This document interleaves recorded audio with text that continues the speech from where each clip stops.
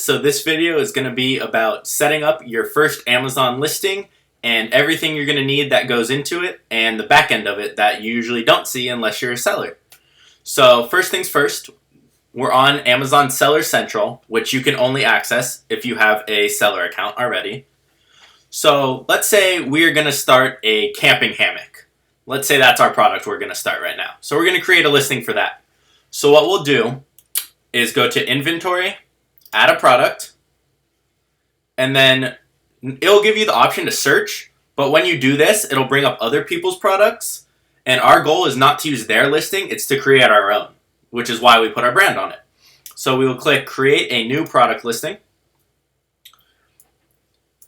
and then it will give us, we can search what the product is, and it will recommend a category. So I'll say camping hammock, and let's see what it recommends. So it gives us different options right here. So I'll click sporting goods, camping hammocks right here. Perfect. So we just chose our category for our product, and now it gives us how we're going to set it up. So product name, that's just the title.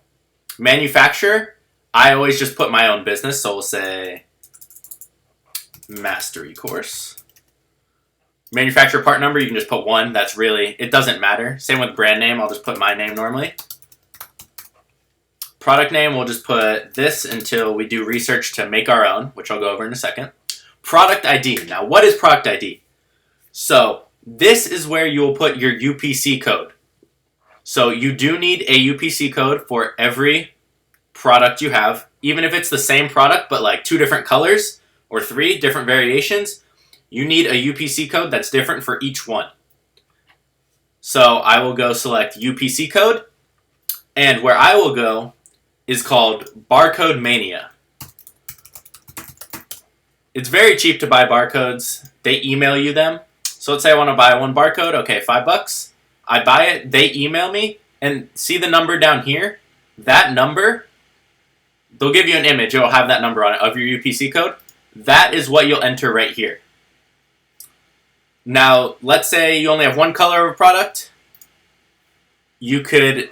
So if you have advanced view on, it shows you a lot more stuff you don't need. You don't need to fill out any of this. So you don't even need advanced view on for this one. So variations. Now this is just if you have 2 different sizes of a product, 2 different colors, they do separate things. So we can select the variation theme. So what is the difference? Let's just say ours is color. So you say color name because you're naming the color. So let's say we have a black, let's say we have a green and a red. So I will put in the different colors. So I have a green one, and I also have a red one. Add variations. So as you see, I need 2 separate UPC codes right here for these variations. Again, I'd have 2, get them from Barcode Mania, put the numbers of the UPC in there. Product, obviously new, we're buying it new. Price, we'll just throw something in there for now. Now you don't need to fill out quantity since we are shipping this to Amazon. So after that, we'll go fill out offer, where you can skip it till later, which I normally do. I don't fill out. If you do advanced view, you can do it now. Now, all this stuff that's not required, we won't fill out. None of this is going to be filled out.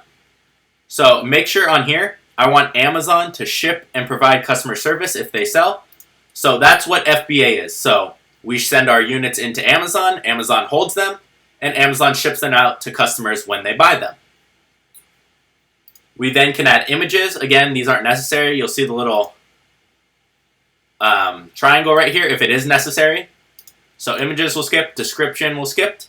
Now, description and key product features. Now, this is where the bullet points are on an Amazon listing, and this is where the product description is on the listing, which is lower down. So it gives you a spot for 1 bullet point, but I usually like to do 4 or 5. So let's add 5 for this. And let me show you what I'll kind of look for on bullet points. Or let's start with the title, actually. We'll start with the title. So what do you want the title to capture? So obviously you want it to say what it is. Now if you look at this example of a title I have, I put camping hammock, the most broad keyword, as early in the title as I can. Because your title field counts as keywords for your product and is very heavy on that, you want the most broad keyword for your product to be earliest on in the title. And then I also put other things people might search. So I put camping hammock, which is lightweight, water-resistant nylon, double camping hammock.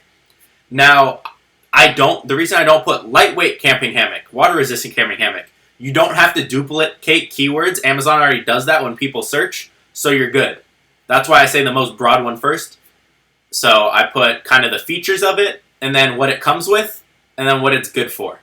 So this is a good example of the title. Although it doesn't look like it makes sense, these titles do better than me just saying blue camping hammock, heavy duty. Or like those short titles you saw in the product research module. So this is a good title actually. So we're going to put this as our title. Boom. Alright, we're all good. So now we are going to go back to description, where we put in our product description and our key features, which again are the bullet points. So for the bullet points, you want to capture the benefits or features of the product. So for this, it's kind of a mix of both. You'll see I'll put 1 or 2 words in all caps, kind of the main benefit, and then a sentence or two explaining why it's like that or why that's a benefit. So I put comfort. This hammock is not just a single but a double person hammock that can comfortably fit 2 or extremely comfortably fit 1. Breathable fabric keeps you cool and dry. Okay, explains the benefit and why it's comfortable. And then I go on to do these. So I will copy and paste these into my bullet points. And this is how I do it. I'll go look at what other people have on their listings, but you can't copy their exact things. Kind of make up your own, but you can use kind of, oh, okay, they're saying there's this durable and waterproof. I'm going to say mine's that also, as long as it is, obviously. Or this is a good one right here. Accessories included, a $15 value. Now that's kind of BS, but it still is a great selling point. And then let's move on to the product description. Now, not many people scroll down to this, so it's a little more bland, but it still shows the features of the product. So 100% brand new, high quality, durable, easy to clean, blah, blah, blah, how to use it, and the dimensions. So I can just copy and paste this right in here. And now, more details, you can skip this. This won't even show up on if you don't have advanced view. So let's do keywords. So it gives us a bunch of different ones. Target audience, search terms, intended use. The only one you should fill out. You can mess up your listing if you fill out more than just this, but I'll usually add 5, but search terms is what you want to go under. This is where we put our keywords. Now, I use different tools for this. If you Google Amazon Keyword Tool, you can see the different tools. I'll link them in the Resource Center. So let's say we'll go Amazon Keyword Research Tool. Now, Amazon gives you up to 1,000 keywords. And again, never repeat keywords. Use as many as you can. So let's just say we're going to use this keyword tool, and it's on Amazon, and we'll say most broad keyword we want to type into here is camping hammock. And it'll bring up everything people are searching for and the volume people search for them on Amazon. So you'll see all of these different words after camping hammock. So what I'll do is I'll copy and paste all of these. And it's okay if this stuff's blurred. You don't need to pay for this or anything. This one's free. I'll copy and paste all of these into a Word document, keep them there. And then I'll try maybe a different variation, maybe just hammock or lightweight hammock. And then you can see it comes with different stuff. I'll copy and paste those since we have 1,000 keyword fields. And then I'll go to a different tool because maybe it's a little different. So let's go to this one. This is another one I use. So let's type in camping hammock. Again, this is how people are going to find your product and how you rank for different keywords as well. If you don't have any keywords, people won't be able to find you. You won't rank as well. So you want as many possible keywords and variations of what people might search to find your listing. So like random stuff like camping hammock 600 pounds, 2-person. Again, kind of same stuff. Grand trunk. I don't know what that is. Sometimes I'll put in other bigger sellers of the item. So let's say, like I think one of the big sellers is called like Eagle's Nest. If they're a big seller, I'll put them in my keyword field. So if someone types in camping hammock Eagle's Nest, mine will still pop up for that. So that's something else you can add in. And then you can also add in like I call these like primary keywords. You can add in like secondary, which is just like I'll add in colors, sizes, weights. So like red, blue, green, like every color variation. And you can find a list of those. And then I'll just copy and paste them into this listing in search terms. Now you can have 250 per field, and you can only have 5, so 1,000 keywords. But you can fit them all in there pretty easily. And then after that, you just have to get your images done, which I'll go into a little bit right now. So for images, I like to have 5 or 6 high quality images. I like to get them from my supplier. A lot of times they have photos watermarked, and they will send you them unwatermarked so you can use them for your listing. That's what I do for all of mine. If they will not, when your product's available, send it to yourself, hire a photographer, or you yourself do it. Just make sure they're high quality photos. I like a photo that shows like basic what it is, how it's used, people using it, and then just from different angles. And you'll usually be fine.